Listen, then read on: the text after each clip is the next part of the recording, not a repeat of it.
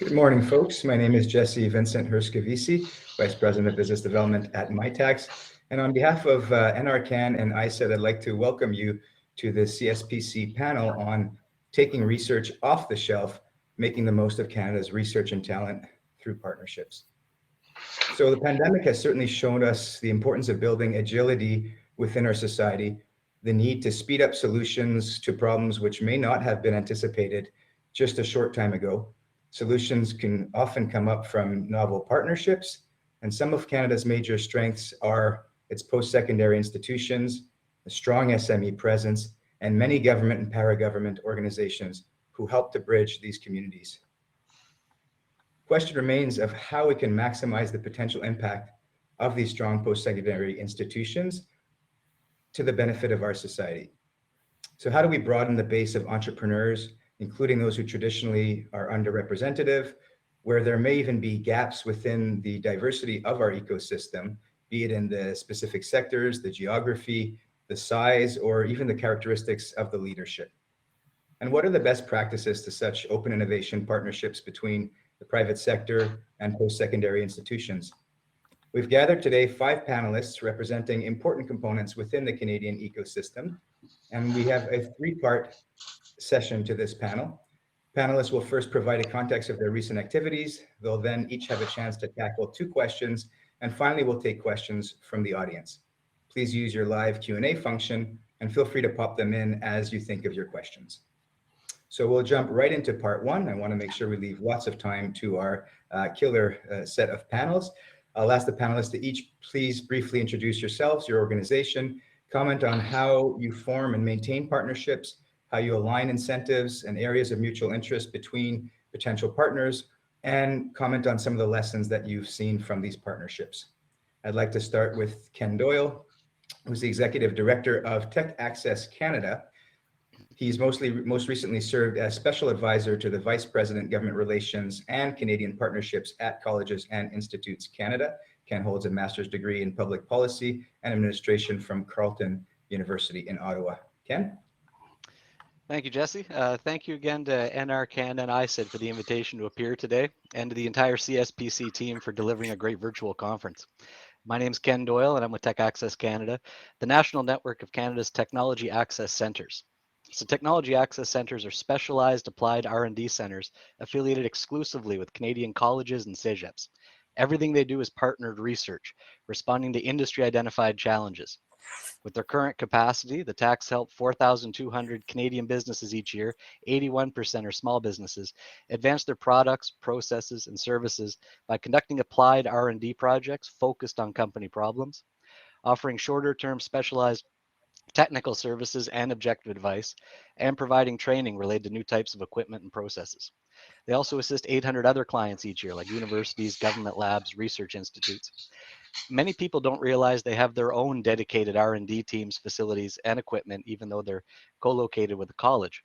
So every year, the TACs provide clients and partners from across Canada with access to the expertise and experience of over 2,000 business innovation and applied R&D experts, almost 4 million square feet of dedicated innovation and applied research space, and almost $500 million worth of highly specialized equipment facilities. Anybody can go out and buy a $100,000 3D printer or a robot welder. Where we bring in value add is that we have all the state-of-the-art equipment in one place, and we have the smart people that know how to use it effectively, and they're standing by waiting to show you how it can be used to solve your specific innovation challenge. So as a public good, Canada's TACs are designed to be a safe space for firms to de-risk the adoption of novel technologies. Their industry-friendly intellectual property policies puts the IP in the hands of industry to commercially exploit, which is a tremendous benefit for small firms hoping to stay nimble and expand. TACs are also a Canadian creation and unique amongst our international peers, which is truly a bright spot in Canada's otherwise lagging innovation ecosystem. So think of it like this. Given our industrial makeup of 1 million small companies, which you all know, doesn't it make sense to mobilize the innovation expertise of the strong publicly funded college sector across the country to assist with innovation challenges of the SMEs that make up 97% of the Canadian economy? Of course, it makes sense domestically, and it's been receiving increased attention from our competitors around the globe. So the TAC model was the subject of a 2019 OECD paper on successful technology transfer models. meaning Canada's best kept innovation secret might not stay hidden for too much longer, but I'm also a bit biased. The tax are also helping move the needle on Canada's business expenditures on R&D, especially from SMEs. So last year, the tax provided business innovation support worth $57 million for technical services and applied research projects. 54% was in cash contributions from the companies. This is a significant return on the $14 million in base funding provided by NSERC to the tax as part of their core grant. So I figured I may give just a few quick examples to make it more tangible. In Ottawa, a non-GMO soybean and corn company didn't have a method for coating their seed pellets until the Technology Access Center in Bioinnovation investigated novel ways to use an in-house substance for coating. Adopting this new technology saved the company time and money. Over in Charlottetown, a coffee company and bakery could not figure out how to best practice for bringing their product to an exportable state. So via Canada's Smartest Kitchen, they collaborated and created shelf life parameters for their cold brew product, allowing the company to transport their product further, opening up new markets beyond just the Atlantic provinces. And in Southern Ontario, a transportation company that had worked with the Walker Advanced Manufacturing Innovation Center on a previous project to increase the strength while reducing the weight of their core product came back a year later to get assistance in lowering their factory's $500,000 hydro bill by adopting new energy efficient technologies. So again, that unique role that the tax plays in that TRL 4 to 8 space, complementary to other players in the Canadian ecosystem. For instance, we've helped university spin-offs and startups with product design and improvement, technology validation, prototype development, scale up for production. We make it, break it, refine it, and scale up their innovations so they're ready for production. Then we can introduce them to a manufacturer or co-packer who only wants to deal with large volume runs and print-ready files. We also help big companies. We can help strengthen the companies that are members of their supplier value chain.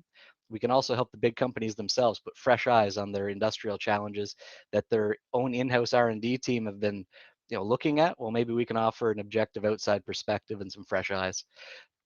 And then the world-class government research laboratories and institutes are looking down the field far from market with new-to-world innovations many, many years from commercialization. That's often difficult for SMEs to connect with as they're preoccupied with surviving day by day, week by week. So we can handle the short-term incremental needs of SMEs and take the pressure off that company, which gives them a bit of breathing room to look down the field to what's coming next. So where the folks like the NRC institutes are very well positioned to collaborate with them and assist. So that's my quick overview of the Technology Access Center model and the innovation partnerships they've developed. Thanks. Awesome. Thanks, Ken. I will be sure to take your message home that anyone can buy a $100,000 3D printer and robot welder, because I've been really wanting one, and now I have the blessing to do that. Thank you so much, Ken, from Tax Unprecedented Reputation, of course.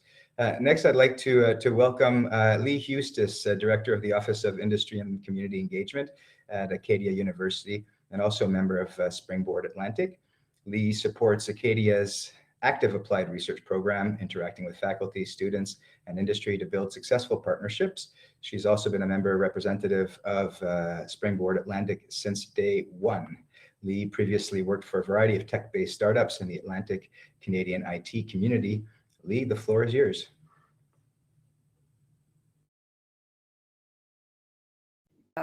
Good day, everyone, and bonjour. As Jesse mentioned, I represent the view from a university environment, Acadia University here in Nova Scotia, but I'm also here as a representative from the Springboard Atlantic Network. And for those of you who don't know, Springboard Atlantic is an organization of the Atlantic Canadian universities and colleges. Now, Springboard's unique model is now over 15 years old, very successful, and it's firmly based on the combined research strengths of our institutions here in Atlantic Canada. We believe as one collective voice, we're better able to increase the R&D and commercialization capacity in Atlantic Canada. Now, it's interesting to note that this funding for Springboard comes from the Atlantic Canada Opportunities Agency, ACOA, approximately 55%. The rest of the funding comes from the institutions themselves. So that creates a very interesting dual mandate, and I'll go into that a little bit later.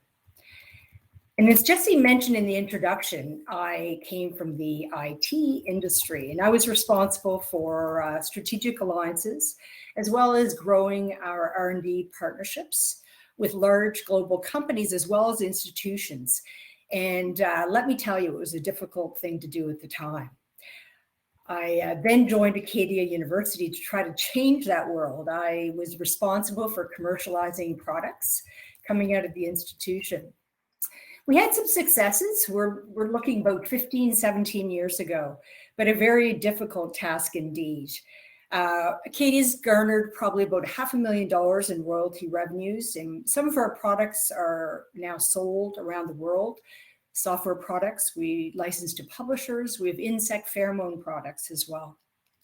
But overall, very significant challenges in the tech transfer world. Many of you have heard of those challenges. Too early, many technologies were really more in the prototype stage. Companies were not willing to take them on. Limited early stage funding, extremely limited. No incentives for our faculty members to commercialize inventions. Plus, there was no landing pad for the faculty members or students who were interested in commercializing. Things have changed considerably. Over time, at Acadia and many institutions, we've come to realize that successful commercialization projects often don't come from individual labs or siloed units. Rather, successful ones come from collaborations and partnerships with industry groups, government groups, and community partners, or the licensees themselves. So I would argue that true knowledge transfer occurs when it's an extension of the collaboration. Well, similar to the world of tech transfer, there was very minimal industry-sponsored research going on in Canada when I joined this world of academia, nor in Atlantic Canada, which traditionally lags behind the rest of Canada. Jesse, 10 years ago, I couldn't give away a MyTax project, let alone have industry partners contribute the matching funds for a cluster initiative. But things have changed considerably throughout Canada. In 2018 and 2019, I'm pleased to say that Acadia placed in the top 3 and 4 undergraduate institutions in Canada when it comes to applied industry research. And we've also been in the top place in MyTax, number 1 and 2 position when it comes to the number of MyTax internships based on their number of graduate students. And other Canadian institutions are achieving similar success. Now, that's for a number of different reasons. Applied research is now at the core mission of many institutions. Many factors come into this, including government funding that is foundational to these partnerships. And these funding programs include MyTax and NRC IRAP CTO programs. We have government funding instruments designed to stimulate industry-university linkages. We've had significant changes in both federal and provincial government policy frameworks. I would argue that some institutions have more flexible IP policies or even changing their IP policies to meet the needs of industry. In some cases, such as Acadia a number of years ago, it's driven by the top. University presidents are very keenly engaged in economic development, and skill shortages also drive some of these relationships. And as we've said, the COVID pandemic has highlighted the important role that universities and colleges play within our economies and society generally. But it's important to note that these successes would not have taken place without close collaborations. And that shouldn't be a surprise because there's many great examples of collaborations nowadays that have solved significant challenges and in some cases have moved entire sectors forward. At Acadia, we've spent considerable effort over the last number of years driving the wine industry and assisting them. And in Atlantic Canada, I wanted to provide an example of how the Springboard Network has helped to drive a sector forward. In some cases, these kind of sector initiatives are actually driven by government. So in 2019, ACOA approached the Springboard Network to collaborate on a lobster sector initiative. The lobster fishery, as you know, is very huge in Canada. 2019 export value of $2.6 billion. However, this industry is facing significant challenges from a number of different areas, ranging from lobster movements due to climate change to extreme shortages in bait. Additionally, it's very fragmented, complex industry with different jurisdictions involved and lots of politics. But this unique collaboration involved a number of steps, and we're going to use this model going forward. First of all, we engaged all key stakeholders in the initiative: government, the universities, colleges, key researchers, and of course, industry players from all the jurisdictions. We then developed a lobster research expertise map, all the assets, all of the expertise at the institutions, within industry, other technology organization players in the market, to create an easy access point for organizations to make those connections. We then followed this up with 4 provincial industry engagement events where we had researchers at the table, industry partner, government players, etc. And then finally, we had a large pan-Atlantic event where researchers got up and presented their expertise. We heard from industry and government partners about funding opportunities. And this was followed by a funding competition that took place, where projects were put forward to drive forward research collaborations with industry players, as well as develop some innovative new technologies that would solve some of these challenges presented. And then COVID struck, so some of the very large projects that have resulted from this initiative are delayed. But I'm pleased to say that we're currently in the process of managing 2 additional sector-based initiatives. One is in clean tech and one in agri-food, and I'll be certainly pleased to discuss those in greater detail as we move on. Thank you so much, Lee. Merci beaucoup, Lee. J'aurais dû mentionner dès le début que remarque qu'il y a l'opportunité pour des traductions simultanées. Ça me fera plaisir de répondre à des questions, de les traduire. Si vous voulez les mettre dans le chat, dans la portion Q&A, sentez-vous libre de les mettre directement en français. Ça va me faire plaisir de les traduire pour nos panélistes au besoin. Donc, mes excuses, j'aurais dû mentionner ça plus tôt. Donc, on va passer à notre prochain panéliste qui est Bill Gruhl. Bill, don't worry, I didn't check in with you if you wanted to take the intro in French, so I'll swap to English. Bill is the CEO, as many of you know, of Protein Industries Canada, one of Canada's super clusters. Bill's combined passion, for agriculture and innovation were the driving force behind his career, which led him to private sector jobs at a biotech startup, in the canola industry, and at a large multinational agriculture company. Bill then transitioned to the Saskatchewan Ministry of Agriculture, where he worked as a provincial oilseed specialist, research and development manager, and executive director of crops and irrigation branch before accepting the role of assistant deputy minister, regulatory and innovation. So what a better segue Lee gave you when she ended on agri-food. Bill, all yours. Yeah, thank you. Thank you, Jesse, and thank you for switching to English. I don't speak French, but I'm correcting that. I put all of my children through French immersion, and I'm proud to say the next generation of Saskatchewan kids are coming out as fully bilingual. Yeah, so my name is Bill Gruhl. As Jesse said, I've got a background in agriculture. I've been knocking around the sector ever since I was a farm kid. I'm in Saskatoon today. I grew up about an hour east of here. And so if you want to talk about, Jesse, your opening comments are, how do we take research off the shelf and adopt it to technologies? Well, we've got, a sector here that's got producers across Canada that are so good at adopting technologies and using that in their own businesses.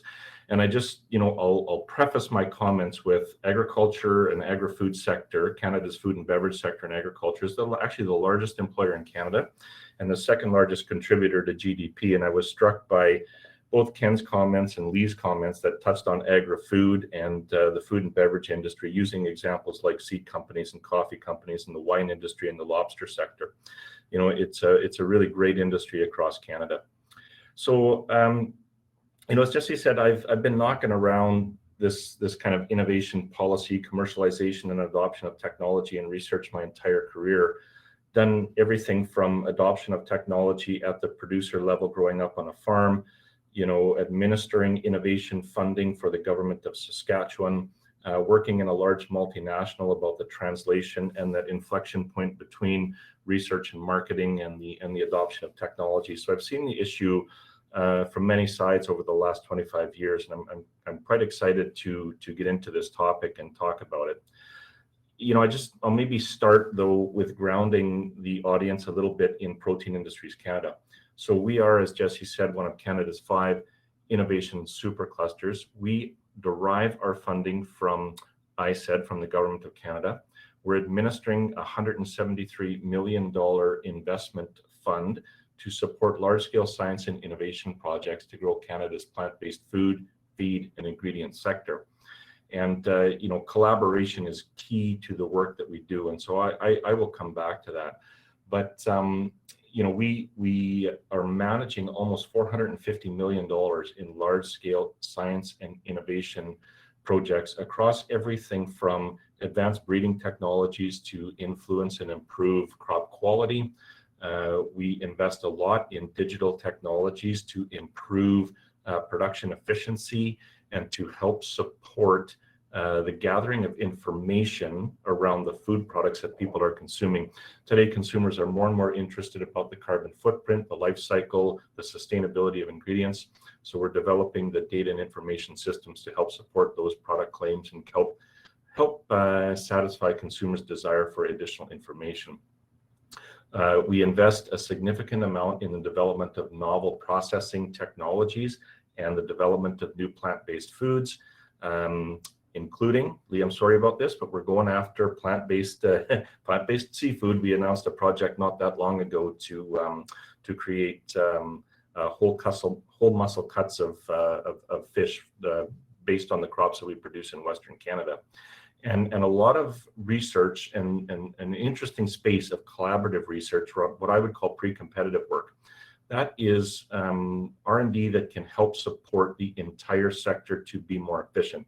So that could be things like science to support regulatory modernization in Canada, looking at evaluating the nutritional profile of the crops that we are growing and the ingredients that we're processing in Canada relative to what would be meat products. So evaluating the nutritional concept, so things that can raise and support the entire sector.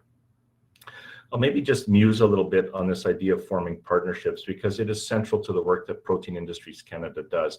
Every project that we support, and that $450 million is I think 28 or 29 different projects. So you're getting a sense of the scope and scale of innovation that we support. And when you get projects of that size, there is a lot of collaborative R&D going on. And we actually require at least 2 for-profit private sector companies to be involved in a partnership. And as a general comment, as a backdrop to, I think, the conversation we'll have today, this collaboration is easy to say and a little bit hard to do. When we started, I think there was this idea that we were just going to bring companies together, we were all going to collaborate, we were all going to co-innovate, open innovation, it was going to be great. But then you actually have to get to co-design of a research project. You have to negotiate background intellectual property licenses. You need to negotiate ownership and commercialization of foreground intellectual property. You actually have to put dollars on the table. And so you learn what forming partnerships is all about. And it takes time and it takes trust, and you can't rush it. And I'll come back to that comment when we get to the specific questions. But I'll leave it there for now, Jesse, and look forward to the rest of the conversation. Thank you, Bill. Clearly, one of the things that the pandemic has showed us is the importance of having the ability for sustainability in key areas, and eating, I think, can't get much more key, maybe other than breathing. So thank you so much, Bill. We will switch next to, and you did have me chomping at the bit at opening some of those topics, but I'll remind myself I'm a moderator, not a panelist, so I'll leave you folks the space for all those doors you just opened for us. We'll switch next to Rachel Bruton, Director of National Research Council's National Program Office.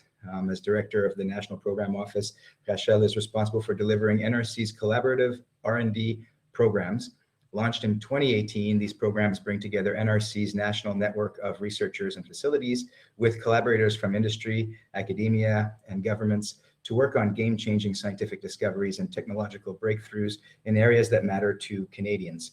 Over the past decade, Rachel has spearheaded and implemented a number of initiatives to enhance strategic collaborations and amplify the impact of federal investments. This has included establishing partnerships with leading national, international, public and private sector investors and researchers. Rachel holds a Bachelor of Mechanical Engineering and a Master's of Applied Science from Carleton University. Rachel. Merci, Jesse. Bonjour. I'm joining today from Ottawa, which is the traditional unceded territory of the Anishinaabe Nation. As Jesse mentioned, I'm the director of the National Programs Office at the National Research Council. So the NRC is Canada's largest federal research and development organization. It partners with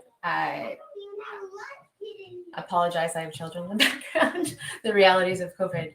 NRC partners with that as a national platform for innovation. So we conduct research, we support small and medium-sized enterprises to help them scale up and compete and connect Canadian innovators to leading R&D capabilities. We also enable cross-sector partnerships and collaborations in Canada and abroad.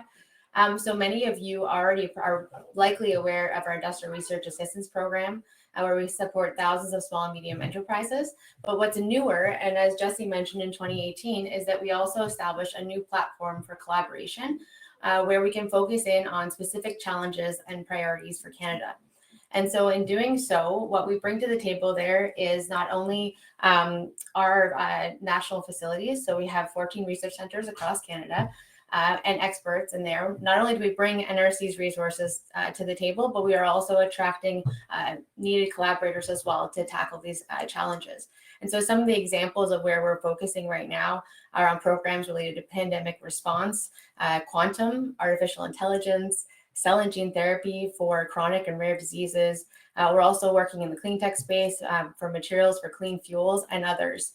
And so we develop new challenge programs with clear missions in mind, and then attract the brightest minds in Canada as well as internationally to come together and to be able to deliver a research and development in those areas, build capacity and deliver results. And so I'm going to be speaking today from a perspective of an enabler and around collaboration. I'll also be speaking about from a funder perspective and how we can use funding to leverage this. One of the great things about these new programs is not only are clear missions, but we're also bringing funding to the table. So in 2018, the government announced $30 million per year in grants and contribution funding to be able to provide to collaborators working with the NRC to deliver on these programs. Over the past decade, I've been working in the federal public service. And prior to NRC, I was working at NRCan in the clean tech space. And anytime we're looking to get innovation, early TRLs, and groundbreaking technologies to market, it does require strong collaboration with academia, with researchers, but as well with SMEs and industry to get those technologies to market. And it also requires a lot of players from an investor perspective, from federal funding to de-risk these high-risk, high-potential technologies, as well as attracting other follow-on venture VCs or other funders in the ecosystem to enable this. So over the past year and a half, I think it's been very evident with the pandemic, where it's kind of amplified and shown us how collaboration across sectors is critical to be able to deliver results in a timely fashion and to deliver big results. I mean, the vaccine for COVID, for the pandemic, has been a great example of all the players that needed to come together and to do this, including regulatory, so government, scientists, and companies coming together to do that. So I won't get into a whole lot of details. I have lots of great discussion today to be able to speak to as well. I'm really interested in diving deep into some of the areas where we can continue to foster the needed collaboration. And as others have said, while it is recognized that collaboration is important, we also have to recognize that it adds complication and timing, and there are definitely barriers at times to be able to realize the results that we'd like to achieve. So, merci beaucoup. Merci beaucoup, Rachel. Comme j'ai mentionné dans le chat, aucun besoin de s'excuser pour avoir des enfants. Je pense que c'est important pour l'humanité d'en avoir. And one of the byproducts of this crisis we find ourselves in is to remind ourselves that, hey, we're all humans, even if we're working. So personally, I like these moments. Excuse the editorial, but I felt the need to make it. Next, last but certainly not least, representing the voice of industry currently, although as you heard, many of the panelists have lived and served in industry before. Todd Pugsley, Director of Technology Development, Bitumen Value Chain Optimization at Suncor. Todd has worked at Suncor for 10 years in various technology groups. He currently leads a group focused on technology development for the carbon competitive conversion of bitumen to both liquid fuels and combustion products. Prior to joining Suncor, Todd was in academia for 16 years, where he ran an internationally recognized research program in gas solid fluidization. Todd holds a master's and PhD in chemical engineering from the University of Calgary, a BSc in chemical engineering from the University of New Brunswick, and a BSc in chemistry from Mount Allison University. Todd, the floor is all yours.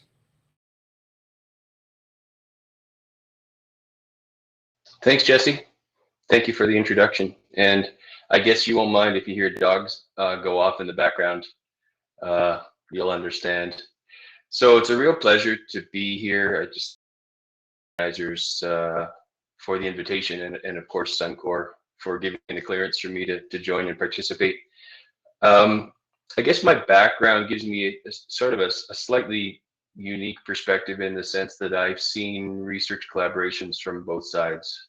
You know, the industry side now for 10 years, and then academia before that, where it was really important for me in my research program to have industry collaboration and leverage funding from various sources. So I've been able to sort of bring that experience into my work at Suncor in technology development. Maybe I'll try to be brief here, and then we can get into this a bit more in the following sessions here. But just start off by talking about Suncor as an organization. We're a large oil sands company, something of the order of 700,000 barrels per day production from oil sands. I don't know where we stand right now on market capitalization, what the numbers look like, but our recent quarter, you can go and check the numbers. The revenue from that quarter was of the order of $2 billion, in the current business environment. So it gives you the sense of the scale.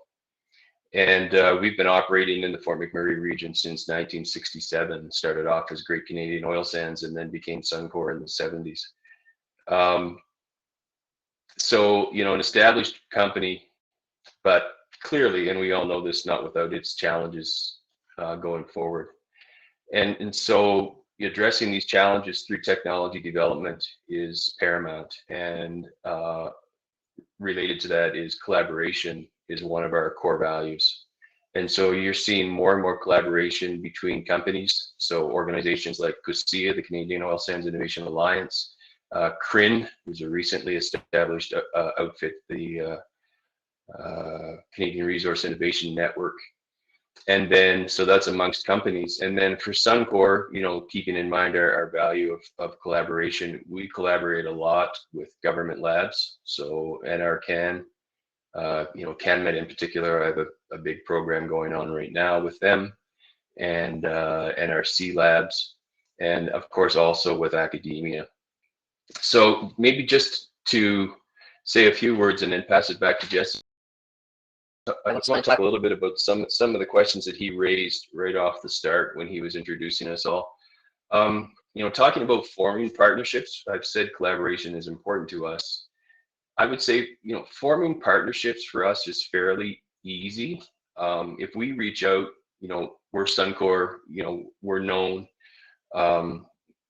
we're fairly public with our aspirations around technology development and addressing our emissions challenges. So when we reach out, people are interested to talk.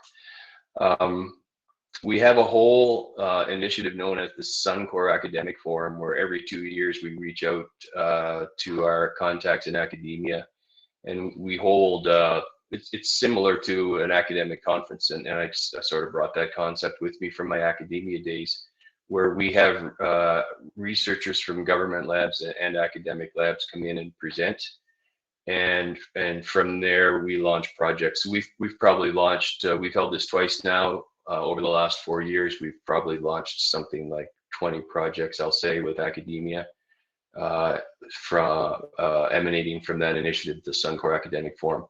We have come to learn the benefits of tapping into MyTax funding, and we will continue to do so. That's an excellent program.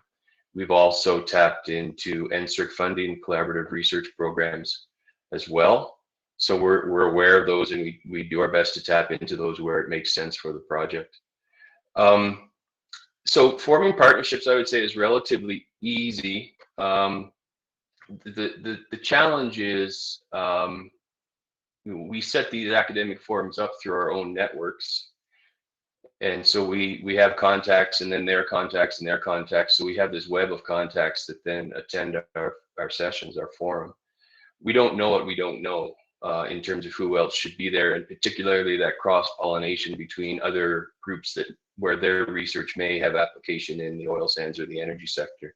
So that interdisciplinary component is a gap for us, and I think that we would really benefit from understanding a bit better what else might be out there. And I think the other thing is our vision for this outcome of these forums is a network of researchers working together where not every transaction has to come back through us. We don't have the bandwidth, that's not efficient. And again, we probably miss benefits of researchers working together directly. So we're missing a component there.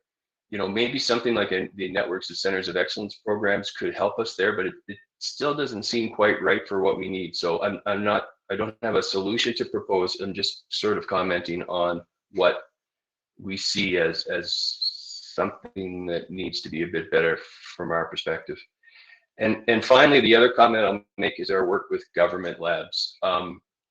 What we see in government labs, and I'm really talking specifically about CanMet because I've had a couple of big projects with CanMet labs over the years.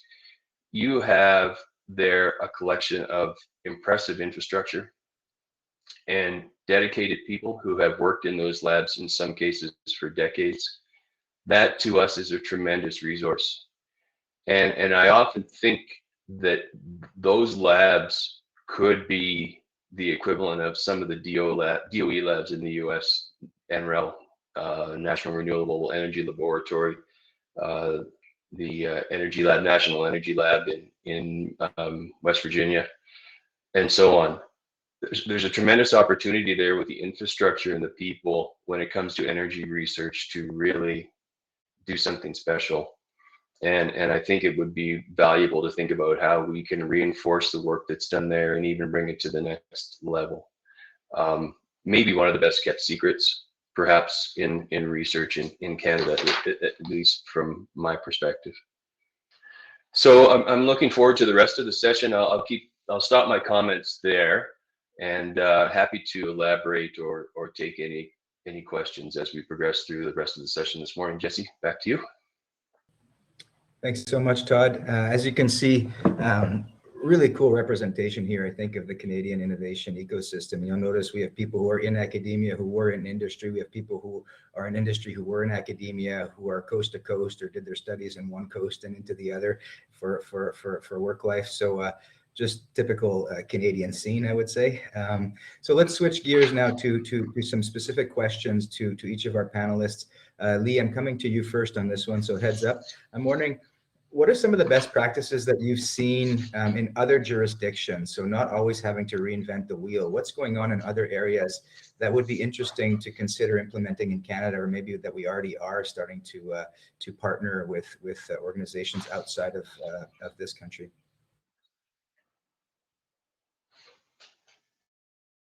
COVID in other areas. Wouldn't that be amazing? But I think we can learn from that and also look to other jurisdictions. I think it's important to remember as well, there's no one size fits all approach. Canada's extremely large nation. We're extremely diverse. And there's no national innovation ecosystem per se, as there is in other jurisdictions. Often these activities take place at a regional or provincial level. So I'm going to touch on 2 or 3 different examples of jurisdictions internationally And I've also referred to the one here at a regional level here in Atlantic Canada as well, what we're trying to achieve. So some similar jurisdictions who are really the top performers in the world, Israel and Ireland. And many of the reasons are the same. There's tremendous government investment in R&D within academia and industry. Typically, both of these jurisdictions focus on areas of national priority. In Israel, it's life sciences. In Ireland, it's IT and now pharmaceutical industry. They pick these industries, and then they start to, in Ireland's case, try to attract international investment. Education is focused on technology and STEM. Government policies are designed to increase these levels of innovation and collaboration. In some cases in Ireland, there's a national IP policy where ownership is based on investment. Again, both jurisdictions, there's many touch points along the research and development chain of events. At a very early stage, basic research on through the commercialization stage. So they have market-focused innovation that takes place within the R&D cycle. Now, I want to also point out another jurisdiction many of you probably aren't familiar with, and that's in Iceland. And that's indeed what we based our lobster file example on. Iceland's it's a resource-based economy, similar to Canada. Fisheries is extremely important. They wanted to, like the other jurisdictions, utilize a cluster approach and focus on one industry, and they've done it extremely well, fisheries. And their approach wasn't just to fish, but it was to utilize all of the fish to ensure that value-added products result from this, and there's 100% utilization of the species. They see certain key individuals as matchmakers. They try to attract industry players. Academia collaborate with industry, work very closely with a number of incubators on site. And a key aspect of this particular jurisdiction, as well as the other jurisdictions, is an emphasis on global leadership. And that's what sometimes is lacking, I find, here in Canada and Atlantic Canada. We can compete on an international playing field, and I don't think we're doing that effectively. So in terms of some of those best practices, looking at those other jurisdictions, publicly funded challenges, similar to what we're hearing now with NRC, IRAP, NSERC have come out with a new missions grant, where we focus on strategic initiatives of national importance. Climate change, obviously, is a good example of that. There's typically very clear IP policies in these jurisdictions for publicly funded research. There's significant government funding for R&D at the very early stages on up through the commercialization cycle. There's policies at a national, federal level and regional level that encourage entrepreneurship. Tax credits are extremely important and a best practice used by all of these jurisdictions. And of course, a supportive regulatory environment. So those are some of the best practices that we see certainly within the academic environment. And some of those we're now employing here in Atlantic Canada.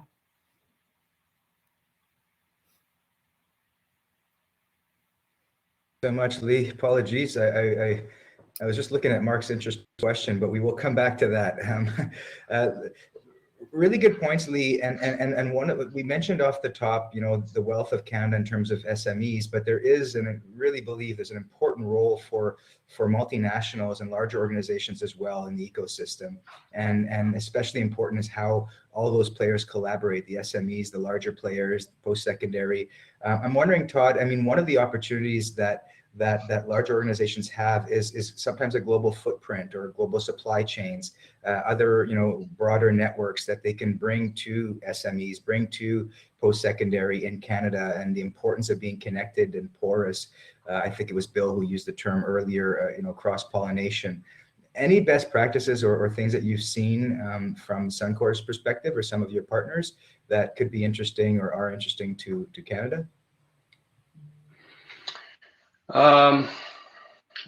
Let me just try to work through a few things, I guess.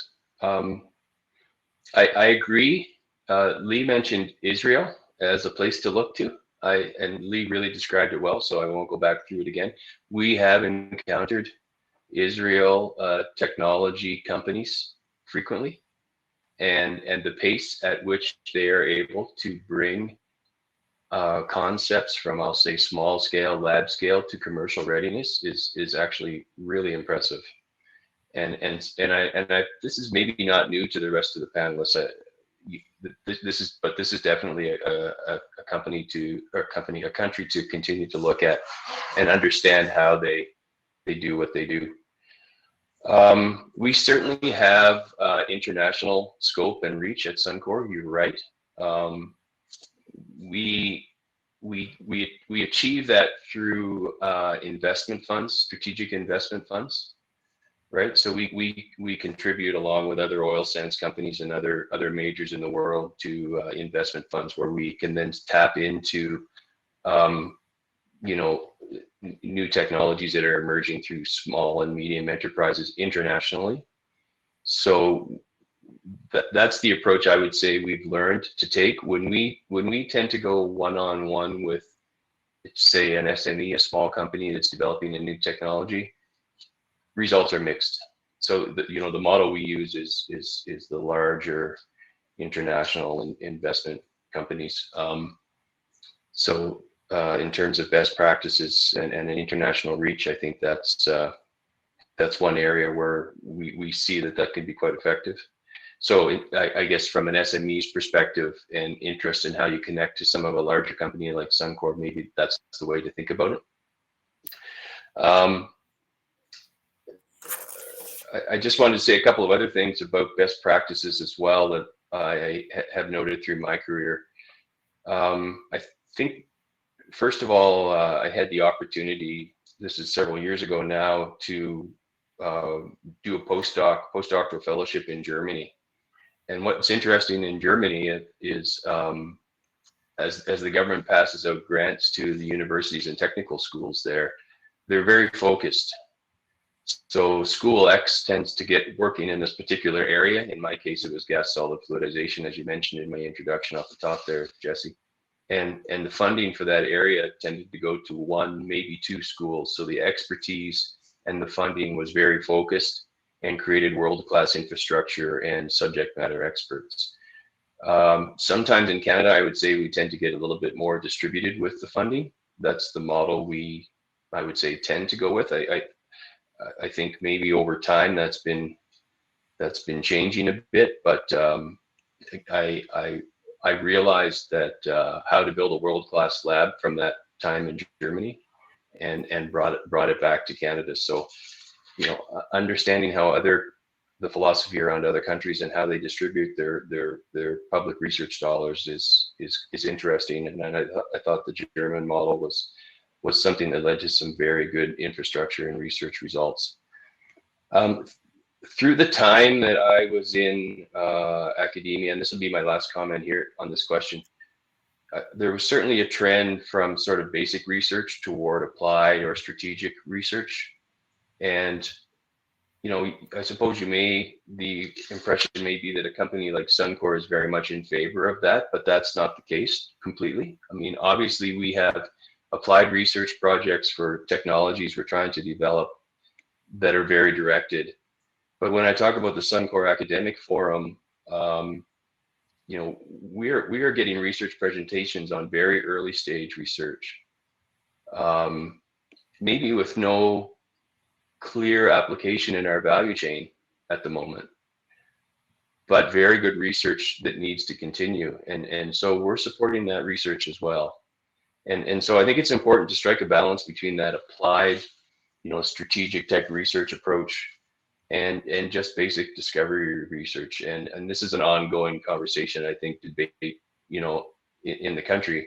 But I would just want to say that that sort of basic or discovery research, we feel, is very important, and should be allowed to continue and be supported through the funding agencies. So I'll leave it there.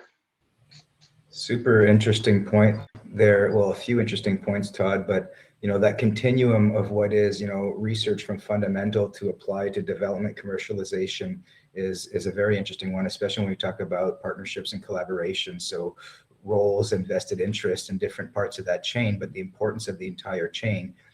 Otherwise, it just doesn't work, obviously. So some bait for future conversation later in this panel, perhaps. Switching gears here a little bit, and Rachel, coming to you, heads up, as a NRC, a government lab, publicly funded. I'm wondering, what are some of the barriers? I mean, we talked a lot, it's already come up a few times that partnership is obviously immensely valuable, but it doesn't come without its challenges.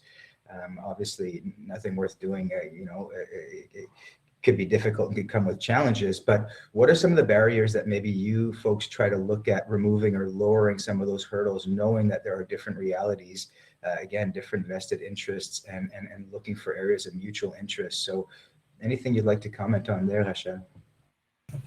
Yeah, building off of what Lee was speaking to, I think one of the big thing is to rally around a common goal and objective. And so with our mission specifically under our challenge programs, it really helps to have a common goal in mind. So whether it be clean tech, and it's always relevant to Canada, right? We're looking at impact on Canada. Another area, for example, a good example here is we just designed and launched a new program for the aging population. So we want to give independence back to our aging population, be able to allow them to live in their homes longer should they wish to. And so to do that, we need to enable different technologies and bring different players to the table. Clinicians, we want to bring our older, we call them experts by experience, or older adults to be part of that work to also collaborate. Now, not speaking to that program in particular, but any of our programs, one of the things that is a challenge, right, when you bring collaborators together is around IP. And the more collaborators you bring to get to the table, right, the more considerations, like you said, and from an incentive perspective that you have to consider. And so we have to look at it depending on the research and the intent, if it's competitive or not, and take a different approach. So oftentimes when we're working together, we're bringing NRC expertise, and we have to consider that. But also if there's going to be jointly created IP at the end of the day, we really have to consider that upfront. With low TRL, sometimes the outcomes of what we're going to create is unknown. And so sometimes we have to make the conscious decision that we agree to negotiate in good faith the terms of the IP once it's developed after the fact, and have to go into a partnership together, realizing that we agree to that later, but don't have the terms all worked out right away. And I'd say from an incentives perspective, as you spoke to, Jesse, I think you have to realize where we're all trying to get to the same common goal, we're coming with different incentives. So researchers, whether they be federal government researchers or academia, are really great specialists at getting down to looking at breakthroughs in science, advancing knowledge. Whereas when you bring in industry, SMEs, for example, or any industry players, they may be interested in advancing the same science as well, but their bottom line, or I guess they have to make revenue at the end of the day, right, to survive. And so where they become experts is in commercialization, in understanding markets and market entry. And so one of the things that we really work on, depending on for most, I would say, programs, is to be able to bring them together so that we can bridge that gap.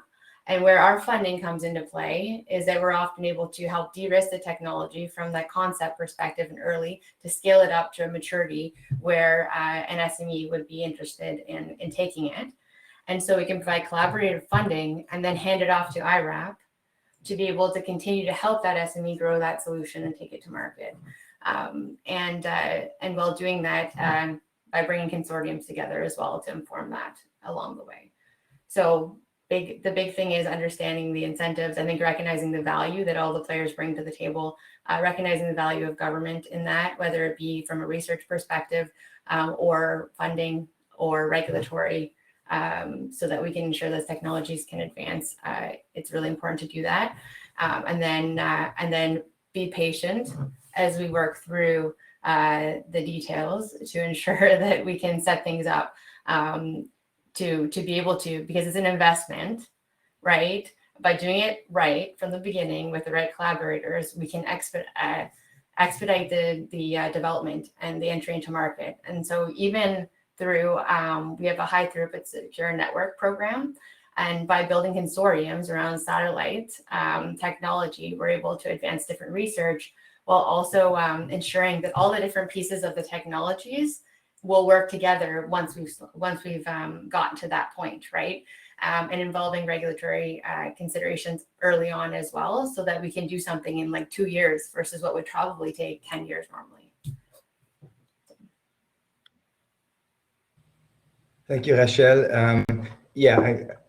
My mind was wandering because the stuff going on in satellite is massively interesting, but I'll refrain from jumping onto that one. But your comment about taking it a little bit slower sometimes, or patience, but making sure that in the onset some of these topics are discussed is one thing that I know I've realized is painfully important and can really have massive implications further down the pipe if they're not discussed up front. So that's one that really resounded. Bill, coming to you on that one, just because you've been in both worlds, you've been in the private sector, you've been more in the public. Is there anything that you brought to PIC, knowing that the raison d'être of PIC was to foster these kinds of collaborations on a very large scale? Any lessons learned you brought, or any mechanisms to mitigate some of those challenges or boundaries? Yeah, I think maybe, Jesse, I'll talk about approach, right? And so I was struck by something Todd said, and he said, we don't know what we don't know. And he was talking about collaboration.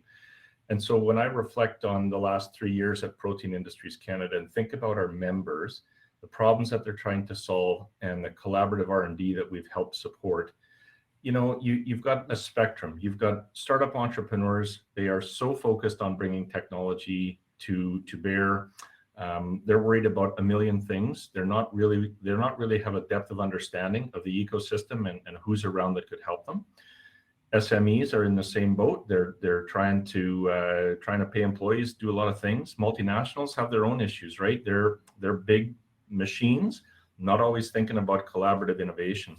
So this whole idea of creating relationships, knowing your ecosystem, I think that requires intimate knowledge of both the industry and the actors, and not every organization can do that. So that's kind of what we've tried to do at PIC, is really have a depth of understanding of the sector that we're supporting and a depth of understanding of our members. And it takes time, it takes people, and COVID has certainly thrown a wrench in this. But I'll just reflect quickly on a story from when I started. One of my very first calls was from an IT company, and they wanted to pitch to me. So I'm not a technology guy. I'm a plant breeder by training. But they used words like, we've got a data lake, and we've got machine learning and artificial intelligence, and we can evaluate all of your expressions of interest, and we can create the connections in your ecosystem, and you don't even need people to do that. They can do it all digitally. Well, okay, so I might have a little bit of gray hair, but I think that's a load of whatever, right? You need to understand the people in your ecosystem. You need to understand their problems. You can't build trust digitally. You can't remove the human element from meaningful collaboration. I mean, we can learn a lot about our members, needs, and help foster and create collaborations. And I'm not saying that this is a pitch for Protein Industries Canada, but at the heart of it, you really have to understand your ecosystem, the actors and their needs, and really try to bring together the right people. And there's no substitute for the human element in that. And I'll just leave it at that, saying it's so critical that you get out as organizations or funding institutions or academic institutions, talk and get to know the people in the ecosystem, because I think that's where really true trust and collaboration comes from. Thank you, Bill. I think you're preaching to the choir on that one. Hugely agreed. And I will say that we've always said at MyTax, the success recipe is not very complicated. Boots on the ground who go and have coffee with people and listen to what they're trying to do. What are the pain points? What are the opportunities? And how can we try to help and connect other people? And then technology can feed in, and then best practice can feed in, and state of the art. So I think that's an excellent comment. Talking about partnerships again, and easy to say, and to execute, but also with whom? How do you find the right partner? You know, what is the mutual area of interest, and where is the complementarity? You can spin wheels a long time trying to just have intro meetings. How do you maximize that recipe? Ken, that's obviously a really big part of tax. Any thoughts there? Yeah, absolutely. I'd say there's sort of three things that underpin that: awareness, trust, and translation. So from looking at awareness, uh, innovators, small companies, they, like we said, they don't know what they don't know, and just understanding that we have professional R&D teams across the country, 2,000 people strong. Yes, we're located at colleges, but it's not student-led research projects. They're often on project teams, but there's professional R&D person because that's what the partners are paying for. And being able to connect the company with a very specific innovation challenge to the right team that's able to assist them was difficult. I mean, we know the areas of innovation expertise, the capabilities, capacity of our centers, but some of those requests we get are so nuanced that we honestly didn't know. So we just launched a new initiative called the Jump Ball Initiative at tacjumpball.ca, and we created it to connect innovators and entrepreneurs with a specific challenge to one or more of the 60 technology access centers across the country that are ready, willing, and able to assist them.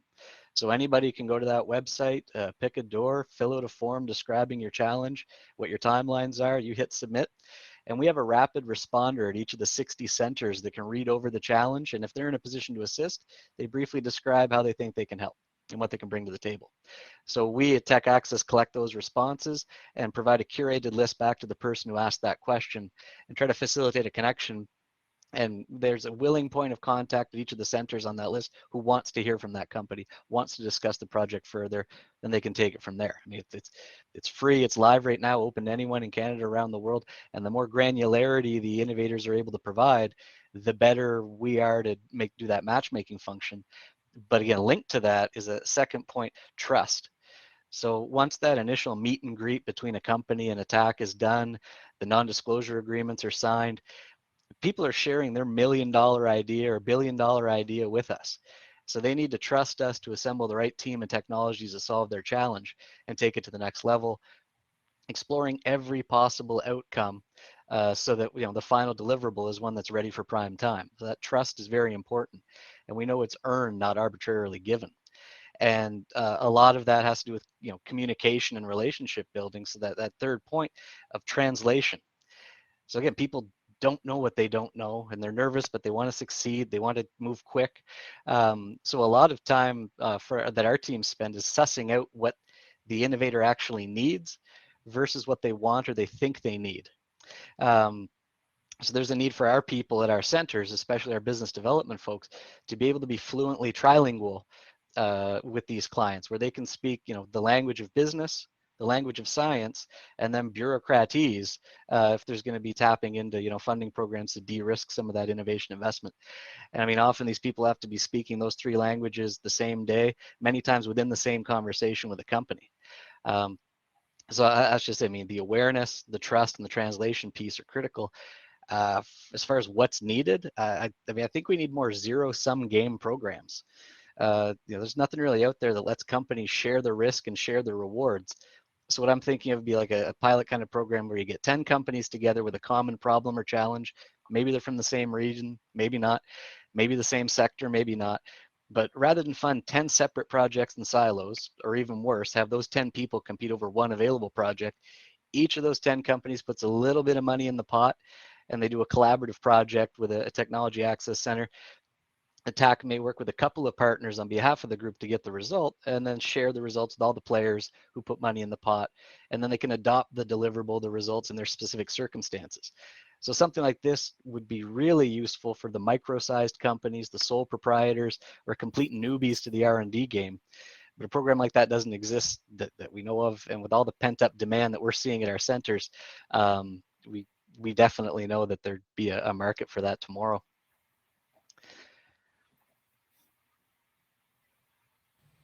Thank you very much for that. We're going to move along, just conscious of the time that is ticking, and there's a number of questions that are already getting queued up in the live Q&A, so feel free to jump in if there's other questions there. I'm wondering, I mean, I want to come back to IP and IP management because it's just incredibly, it can be very thorny. It can not be. I personally actually haven't lost that many, you know, quote unquote, lost that many projects to IP, but it can go sideways real quickly. I'm wondering, you know, Lee, especially from your, you know, well, perspective on both sides, from the industrial perspective and from, you know, on Acadia's side, how do you folks manage the IP piece? I mean, are there different vested interests again by both parties, and what is important when we talk about IP in collaborations between private sector and post-secondary institution? You know, I have a legal background, so you're talking my language now. I always want to put an agreement in front of folks, but you know, over the years, I've learned that upfront conversations are essential. We tend to talk about IP ownership without thinking about, you know, what is the IP that's going to be developed in the project? Who's involved? Are there, you know, students involved? Are there co-developers within the industry partner site that are going to be involved? So those upfront discussions are absolutely crucial. You know, some of my colleagues at other institutions say, well, you know, at our institution, it's inventor owned. You know, it's really problematic. But at Acadia and other institutions, it is inventor owned, it's faculty owned. But we take a very flexible approach to IP. And I think I touched on that earlier. You're seeing that at other institutions as well. Heck, if a faculty member and the folks involved in the project are willing to give up that IP ownership, you know, our role at the institution as the project quarterback is to facilitate that exchange. Make sure everyone's aware of the project, the IP coming out of the project, the potential returns in the future. So at Acadia and colleagues I speak to, we have upfront discussions. We try to take a flexible approach to IP ownership. Some folks, you know, say don't get down in the weeds during your initial discussions, but I've recently learned that it is important. It's not enough to say, don't worry, industry partner, you're going to own the IP at the end of the day. We'll assign all rights to you. I'm discovering that many startup, very successful startup operations who are receiving or have received venture capital funding want to own not just the foreground IP or the IP developed during the project. They also want to retain rights to the background IP. So we're seeing a lot of those kind of issues arising. So very, very in-depth discussions need to take place up front. And that at the end of the day will lead to a very successful project. Thank you, Lee. I'm noting the time is flying by. There's a ton to cover in these topics. I'll just open it up to panelists. Would anyone else like to make a quick comment on IP before we jump to the next question? And I absolutely want to leave time for all the audience questions. So maybe we would go right to those if everyone is comfortable with that. Would anyone like to add something on the IP piece? We're gonna open it up here. Just quickly, Jesse, this is Todd. Sure. This is Todd here. Yep. Just really quickly. Obviously, it's very important for us, and what we see is differing sorts of approaches and policies depending on the university that we're looking to reach out to. So you never quite know what you're going to encounter. I will also just add, though, that there is a lot of flexibility for the most part, the way Lee described, and so you can get to a good place, but it does take time and conversation up front, and you have to account for it in the schedule of a project. If you get it right, though, everything is smooth sailing. Thank you, Todd. Yeah, exactly. You get it right, and it can be real smooth.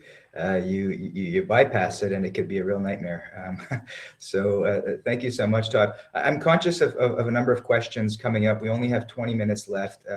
If everyone's okay, I might jump right to audience questions in a quick second. But there is one more piece that we haven't really touched on that we queued up at the beginning, and that's the importance of diversity of opinion, diversity of background at the table. I think we can all agree in all domains, but especially when we talk about innovation, research development, there's a real cost, there's a real potential risk to having too much homogeneity and certain lack of diversity in certain areas, many different types of areas. I'm wondering if we could maybe touch on that quickly.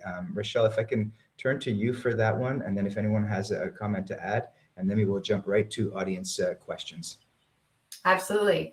So when I think of integrity, equity, diversity, inclusion, I think of a few things. So I think of it being multidimensional. So as you spoke to, Jesse, it's thinking about not only gender, ethnicity, but also age, experience levels, disciplines, to name a few, right? There's many aspects of it, some of which are more challenging to address when you're forming teams and looking at scientific design on how you're going to conduct your science.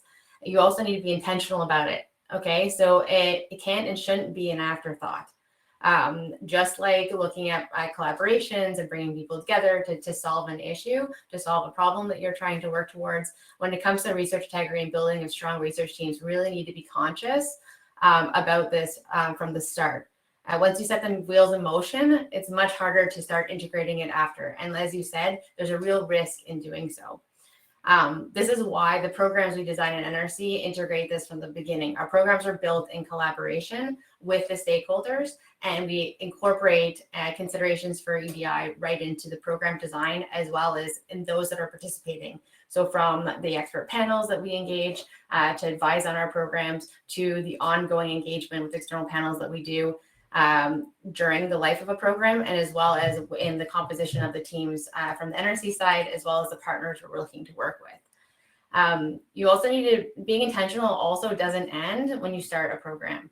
When you start an initiative, you don't set it up and then expect it to just continue. It is something that needs to be nurtured and continuously integrated into every step of the way going forward. And when you do that, right, you're setting yourself up for better science quality, bringing diverse thought into the research, and also in better science integrity. For example, ensuring something as simple as gender considerations when you're doing clinical trials or experimentation, to ensure that you're reflecting both male and female subjects in the research that you're doing. So I'll just say that I think that's what it really comes down to, is do that. And as an enabler of as a funder, right? There's ways that we can do that by asking the right questions, by educating. It's a tough subject. It's something that we're still working towards as a society. And it's something that, as I said, we can incentivize it as a kind of a pooling. When we're providing funding, I can ask those questions. NRC integrates that into our proposals. And where we see this information coming back and not being strong, we provide consultations. We have discussions about it to make sure that it's integrated. So it's a continuous process, something that we have to continue to think about and work towards.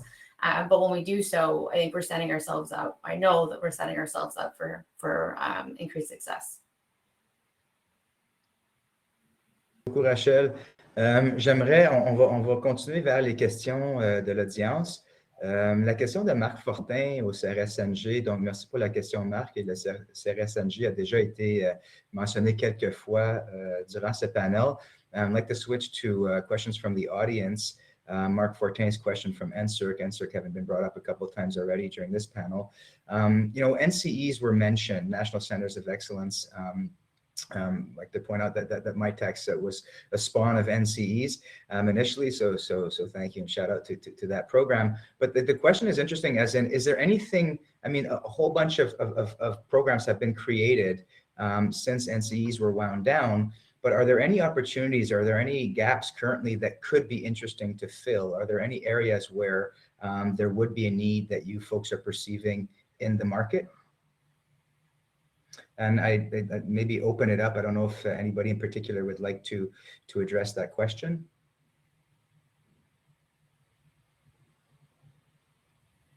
I think I could take a stab at it, Jesse. Sure.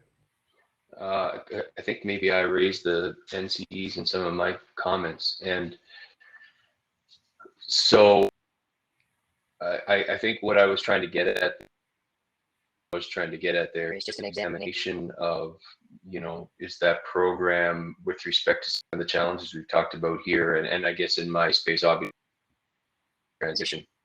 And I talked about how we've been less than successful in sort of creating the network that we envisioned when we started to have these academic forums where you had researchers working together and not everything was coming back through us. We don't have the bandwidth for it, and that just slows everything down potentially. So so we look to an existing networks program, which is the NCEs, and think, can that help us? And then the question is, is that program set up to address that challenge that we see for ourselves, and are the topics, what should be the networks focus of these different networks going forward? For us, we're very interested in how, like I said, it can support the energy transition and the work that we've announced, where we're continuing to address emissions from oil sands, but also look at providing new sources of energy, hydrogen, wind, solar, and so on, as an integrated energy company. So that brings together a lot of different areas, and how can we create effective networks around an initiative like that, for example. Thanks, Todd. Yeah, that ecosystem piece is one of the components that I hear, and an opportunity to make cohesion and glue between the different partners. So keeping on with the questions from the audience, and trying to look at, I'll try to stick to the ones with the most thumbs up. So some crowdsource urging there. If you want to get your question answered, start the lobby movement. The question from Jennifer Decker about, opportunities for collaboration with international, and how could they be better incentivized? And I'll throw a little curveball in there. The last few years, we've seen interesting geopolitical times. I'm certainly not asking you to comment on that, but I am asking you to think about, or include maybe, what is benefits from Canada in there, and how do we make sure that it's win-win collaborations, and that we're not necessarily the largest country. We have massive value, a lot of expertise. Partnership is really ingrained in a lot of the culture. But how do you approach international collaboration to make sure that everyone really does get benefit from it, even if with the collaborations are with certain players that may be much larger financially or otherwise? Bill, I know that international is a really important part of superclusters. Any comments from you on the PIC perspective, or from the rest of your experience? Yeah. Thanks, Jesse. It's a really critical piece, and I guess I come from a very specific industry that we are trying to grow in Canada. And so, the plant-based food sector is worth about $700 million at retail in Canada today. The ingredient manufacturing sector is about $2 billion, so $2.5 to $3 billion industry. We think we can grow that to a $25 billion industry. But that's going to take international collaboration around access and importation of technology and talent and foreign direct investment, and creating markets on the other side. And so some of the challenges we see, I think from the public sector perspective, we have to be more comfortable in investing in international partnerships and international research, and it's often difficult to invest public sector money into international R&D because that money is flowing outside of Canada, and we're maybe not thinking about how we're utilizing those public sector dollars to grow the capacity in our country. But if we think about it in terms of a frame of reference of the importation of technology that can help leapfrog a growing industry faster, further, if we think about using those international partnerships to bring talent into our ecosystems in Canada, if we think about using those international research partnerships as a basis on which to build relationships that might lead to foreign direct investment or new markets, I think it changes the thought process around what's the important outcome of international research. So I think just thinking about it from a different frame of reference, and thinking about using foreign partnerships to really help leapfrog industries further faster is maybe one of the ways that I think about it.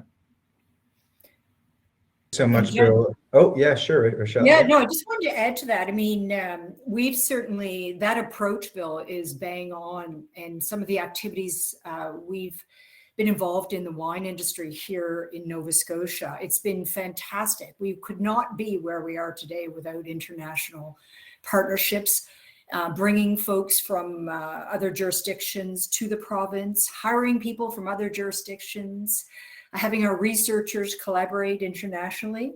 But it's very difficult, just to put a bit of a punch in there, but very difficult to find funding to establish those collaborations. So yeah, they've disappeared over the years, but rightly so. Perhaps we have to reimagine what those mean to us.